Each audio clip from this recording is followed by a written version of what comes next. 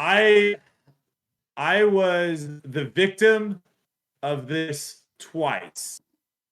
Okay. Round one, we had, I want to say, in between a 2 and 3 hole gap between our group and the group in front of us. Oh, geez. Positive, never had to wait on a tee pad. Negative, backed up probably a lot of people behind us, and then also just, playing with that kind of rhythm and pace, not ideal. Very hard, yeah. Second round, this is the first time I've ever seen this. And this might be the first time in the history of the tour that this has ever happened. We were waiting every single tee pad like 5 to 10 minutes starting on hole 3. So early on. Might even been like a little bit on hole 2. And so it's, initially you're just like, dude, the people in front of us are playing so slow. Okay. You're like, what the heck? Why are they playing so slow? Then we get to hole 8 and we see Vino limping off, like walking away. And we're like, what the heck? We come to find out, I guess he stepped in a hole. Hopefully he's doing well. But I guess he stepped in a hole and his like ankle ballooned up and he just wasn't able to play. So he DNFs. So now we see, while we're on hole 8, they're on the tee pad of hole 9. We see him walking across our fairway. So now in our head, we're like, oh, well, we're not going to be backed up at all now because they only have 3 people. Yeah. Like they should play a lot faster now. Still backed up. We're like, what? So we're like, what is going on? Who's in this group that is playing incredibly slow? So then we get to hole 14. Another person on their card DNF. What on earth? They have a 2 DNFer on one card. I don't know what happened to this person, but now they're at 2. And we come to figure out that it wasn't them. Because at this point, they're playing as a twosome with like a marshal. Like a marshal has come out kind of thing. And we're still waiting on them. And we see finally the group in front of them. And we're like, oh my gosh, the group in front of them that's causing them backups, that's backing us up. But it was wild. Like the whole experience was wild to see like a 2 DNF situation and then to still have backups. But that was 2 of my rounds. And you start doing math in your head of just like how fast disc golf should be, because putting in disc golf is extremely fast. 99% of the time, when you step up to a putt inside of the circle, it is the same exact putt as every time you've thrown that putt. Yeah. Very, very rare occasions will you have a tree in your way, will you have to like straddle, do something weird inside a circle. So when you step up to that 27-foot putt, I feel like it should be like a free throw of where you have some sort of 5 to 10 second routine. 10 feels very long, by the way. If you step up to your putt and stay there for 10 seconds, like time yourself, 10 seconds seems very long. But have some sort of routine and then you putt. And then that's it, right? Now, obviously, when it's windy, things are going to change. But when the variables are normal, to me, it seems like putting should be very quick. Then when you factor in the fact that a lot of these courses are like par 64, 61, 65, we're really not throwing that many shots, right? We're really throwing a lot of tee shots and then putting and then getting out. Yeah. And when you look at the number of shots that we're throwing compared to how long it takes us to play the round, it's not great. So, and again, I think when it comes to like viewership on coverage, I don't think it's going to matter. I don't think people are going to be able to really pay attention, because when there are enough cameras out there, you're not going to be just glued in to like what happened this past weekend where you're just glued into the final card. Yeah. And, you're just sitting there waiting for Nico or waiting for whoever to putt or to throw, whatever. Like, it's okay to see Nico's lining up his putt and show something else And And then then if come Nico back. ends up, yeah, if Nico ends up putting while you're showing something else, you should be able to just quickly show what happened, and not even acting like, oh, well, this happened earlier on. Literally, if it happened 5 seconds ago, no one watching is gonna know that happened 5 seconds ago. Yeah. So just show it as if it was live, and you're good to go. So I think this isn't gonna be an issue on coverage in the future, but as a spectator, I know as a player, it annoys everyone. There's not a single person out there that says, you know what? I know today, guys, we can play this round in 3 hours, but why not make it 3 hours and 45 minutes? Like, there's not a single person that is like, yeah, 3 hours and 45 minutes, let's do it. So I know players hate slow play. I'm assuming, and this is maybe Silas, you can kind of get a little gauge right now while we have the live chat up. You can get a little gauge of how people are, in the live chat are commenting. Like, I'm assuming if you're at the event spectating, I got to imagine that you're not enjoying the slow play because nothing, that's the other thing. Nothing's like happening. Where if I go to a golf tournament, a lot of times the golfers will take 30, 45 seconds, a minute before they hit a shot. But they're standing with a caddy. You can see them talking. They're throwing the grass up. They're picking up different clubs. They're practice swinging. They're doing a bunch of things. Where at least like as I'm spectating it, I can like see and There's be like, something oh, to that's watch. interesting. Yeah. Yeah. Yeah, Having that's what everybody's saying in the chat. Like, I mean, no one likes it because you're just sitting there waiting for someone to putt. It's not like they're doing anything else. There's nothing else to watch. You're just watching them line up the putt for 30 seconds or whatever. I will even say like I will get goosebumps sometimes watching Tiger stalk a putt, right? Like when he's laser focused, he's crouched down behind it, he stands up, he walks around, looks at it from the side, looks at it from the other side, comes back behind it, and he's just like, you can just see the intensity and he's reading the green. Like, I'm locked in. Yeah. Because that to me, like, I can see him doing something, I can see him focusing. He's walking around. He's trying to read the green. The announcers are talking about how hard of a putt this is. When someone's just standing over a 30.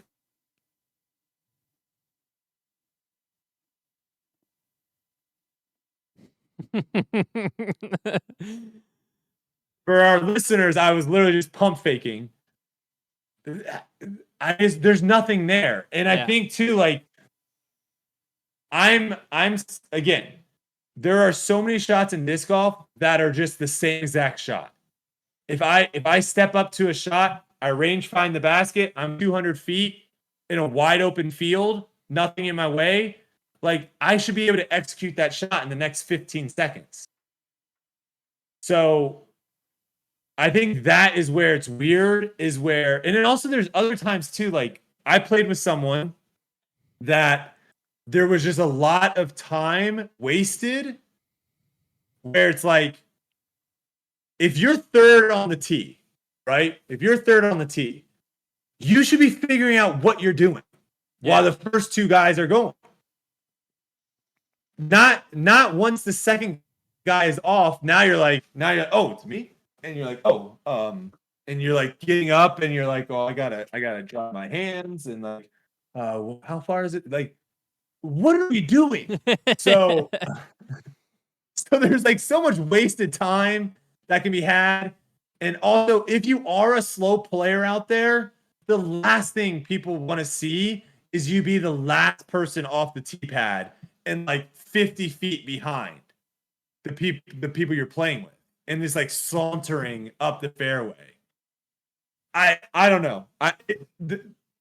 Again, I don't really care as much as a player. I feel like, and from the comments I'm seeing on social media, every time someone sees a slow player, and yes, Nico is a slow player. There are other slow players as well out on tour. He's not the only one.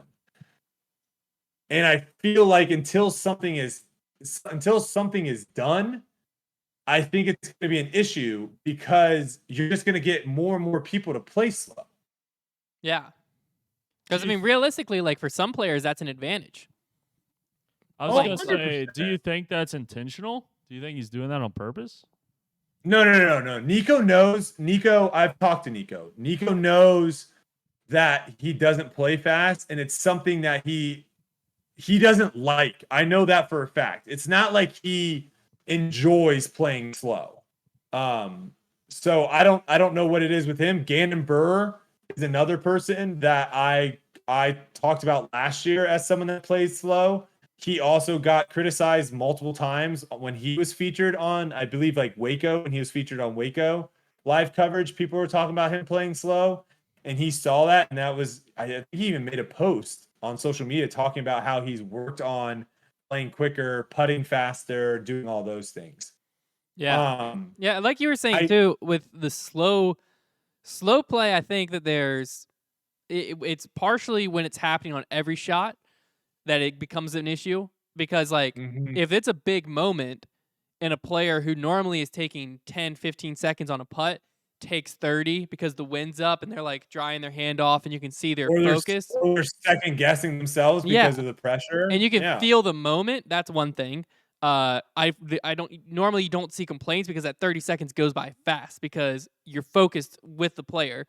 The other thing too that makes it go by quick is when you take it and you're in the middle of the fairway or like middle of the hole, but you're off the fairway and a player gets up to their lie, they're looking, and then they walk out into the fairway, they look down the fairway, they pick out their gap, they go back in, they range find, they're chalking their hand, then they line up, and then once they line up, they throw within like 10, 15 seconds. But when you put the whole thing together from when they first address their lie to the disc coming out of their hand, it might be a minute. That's fine. But because, like you were saying, because there's a lot happening and they're studying, it's not just a run-of-the-mill shot. They're like, I've never been here before. Correct. I got to figure this out. It, again, doesn't feel bad. I think the issue and why Nico gets called out by social media so much on it is a lot of times it is just a 25-foot putt, and Nico's good enough that he's on coverage regularly. Correct. That's the biggest issue. That is the key. Nico is good enough to where he actually has cameras on it. Yeah, and the thing too is like Nico. What sucks in my head for Nico, because there was someone, I don't know who it was. Yeah, but there was someone that round 2. There was someone 2 cards ahead of me. I don't know if I can go back and see who was on that card, but there was someone 2 cards ahead of me that someone was playing incredibly slow. Yeah, I don't know who it was. Yeah, so it's like there's so many people, and until something happens about it, because right now we've seen that for the most part, players coming out and saying like we don't like it, spectators coming out and saying we don't like it, doesn't change the behavior, right? Yeah, so there needs to be something else. Nico got warned at this tournament, but I don't think he got a stroke. I don't think he got a second warning. Correct. That's what I heard as well. Yeah. So something was said, but not twice. Now you can this is where it's tough, right? Because again, I don't like playing slow, but at the same time, I know that if I say something to the person that's playing slow, like, buddy, you got to speed it up, man. You're playing way too slow. Yeah. I now am potentially jeopardizing the entire situation of the card. Yeah. The rest of the way. And you've seen me playing rounds with some people that when they don't play well, they make everyone's life miserable. A living hell. Yeah. Yeah. Of where it's just like even if you're playing well, you're like, this is not fun to be around because this person is just like making, you've seen it. Yeah. So the thought of like you now are potentially doing something to make that happen, it is not a pleasant thing. And I know there are some pros out there that are like, bro, if you guys hate slow play, just freaking say something about it. Like, it's not that easy though. That's the problem, is like when you start bringing it up to people, and again, it's like, what are you going to do? You're just going to keep stroking them every single time it happens, and then they're just going to hate you. And then now it's like, I'm going to have to see this person next week and the week after that. I think for a lot of people, it makes very awkward situations. And even we see it all the time. We see it all the time of where like a disc is like somewhat in and out. Like we just saw it at Texas State, where I don't know who it was. Who was it that threw that shot on hole 17 and it was like caught in the tree over the fence? And they were like, Big Germ was on the card. I don't know if you know what I'm talking about. I But don't know if I saw that situation. the disc was like floating in the air and there was a barbed wire fence underneath it for OB. And so like the disc was like a good like 3 feet above the barbed wire fence, and they were trying to figure out like, is that in or is that out? Like that is just a very awkward conversation to have a lot of times, to be like, oh no, you're definitely out, dude. Yeah. And then be like, no, I'm not. I think I'm in. And be like, no, man, you're out. So this is how you avoid it. All right, let's hear it. You invest in a golf cart. You have someone that knows the rules sit in said golf cart with a walkie-talkie. You have someone at headquarters, HQ or whatever, that also has a walkie-talkie. And because I'm pretty sure too, like there's like a number situation or something, because the 2 DNF situation where they're like, what do we do? We have 2 people at DNF. We can't keep playing. Yeah. There was a number that they called to get in contact with someone. So you have that number at HQ. And so that way that person can walkie-talkie to the person on the golf cart. Hey, there's an issue on hole 8. Can you get out there? Yeah. Because that person, the golf cart person, also, when they don't have an issue to zip around to, they're also just meandering about, right? They're just driving about. And guess what? If they were driving about and they saw our situation round 1, and they saw that there was a 2-hole gap in between our card and the next card, all they would do is zip over and say, hey guys, you're on the clock. I'm giving you a couple holes to catch up with the group in front of you. Yeah. If you don't, I'm gonna stroke you all. So now it's all of us. Yeah. So now everyone is like, I have to play a little bit quicker. I have to walk a little bit faster to the next tee pad. I need to throw my shot and immediately start walking.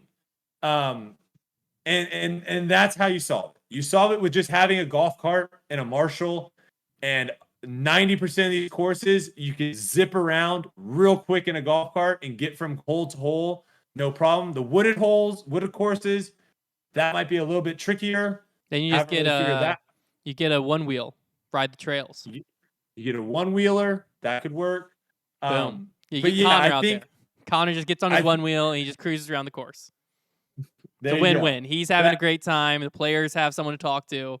Win-win.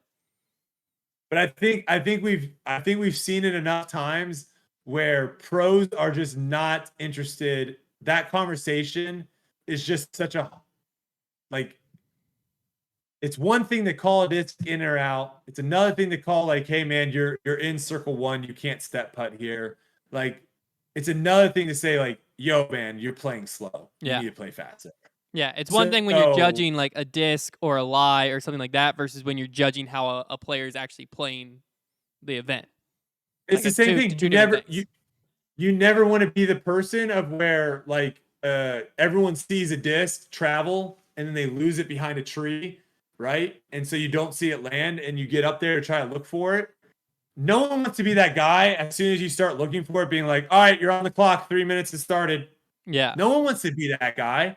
There's always that weird time limit of like, all right, we've been looking for like a minute. Yeah, we need to start the timer. We need to start the time. Like, there's always that weird time of where the majority of pros aren't going to be like, oh, 3 minutes, start. Here we go. Good luck finding your disc. Yeah. So I think that's the only solution. I think the only solution is to have some sort of marshal, have some sort of, PDGA official zip around on a golf cart. And again, like that also just knowing it, that as players, we should be able to see like, hey, we just finished this hole. and we're walking to the next tee pad, and they're off the hole already. We need to play this hole quicker. Yeah. Yeah, and it also gives you a better talking point of just being like, hey, guys, the group in front of us is 2 holes ahead. Like, I don't want the marshal to come stroke us. We should probably pick it up to where you can talk to the whole card instead of talking to, hey, Correct. Silas, you're taking 45 seconds every putt, man. Keep it up. I might have to stroke you. Like, it's a lot less awkward if you're addressing the hole. Like, hey, Silas, can you stop 5 putting every hole? Yeah. It's taking forever. Yeah. Can you please just 3 putt so we can move on? Yeah. Now, then you can just address the whole card. So then all of us are like, oh, okay. We know what you're talking about, but you don't have to make it awkward. Now, I think Correct. it's been a big enough issue for long enough that something has to be done. It's at some point soon. And I'm assuming the Pro Tour already knows that, because the other issue is when you do have a player that's slow, whoever it is, on coverage, it irritates players or irritates fans to where fans now don't want to watch live coverage. I hate that. Not an issue overall, because for disc golf, like, you got post-produced that cuts it out. But for the Disc Golf Network, the Disc Golf Pro Tour as a business, they want those subscribers. So if you have people who are like watching the final day and they're like, why on earth would I subscribe to this? Like, I'm watching a guy, whoever it may be, line up for a putt for 50 seconds. This is awful. I'd rather just watch, and rightfully so, I'd rather just watch the cut together version. That's not a good business model either. So they got financial interest in solving it as well, because it's not just some people are a little unhappy, but it is what it is. Deal with it. There's money on the line that's being lost by not addressing it right now. Yeah, it's a crazy reoccurring theme, right? I feel like we've talked about this multiple times, multiple weeks, and it honestly probably wouldn't have the limelight if some of the better players didn't play slow, because you'd never see them. And that's what I was gonna say earlier before we kind of kept talking about it, was what sucks for Nico, and some of it's somewhat brought on himself, but what sucks for him is when I was first getting into the sport, when Trevor's first getting into the sport, Nico at that time, very little controversy surrounded him. He was just the best player on earth, basically, at that time. Mm-hmm. When I got into the sport, Paul had eclipsed him, but like 2009, 2012, that range, it was like him and Shoestrick. And that's what that's what Nico was. We are now 13 years later, and Nico is still relevant enough to be arguably a top 5, definitely a top 10 player. Like, he has this career that the longevity of it is among the Paul, Ricky, that type of caliber player, but it's just being overshadowed in this generation by all these different reoccurring issues, where it's like, yes, they're self-inflicted issues, but on the flip side of the coin, it kind of sucks, because like, people are missing out at how good of a player Nico is, because you get so focused on him taking a minute to pull the trigger on a putt sometimes.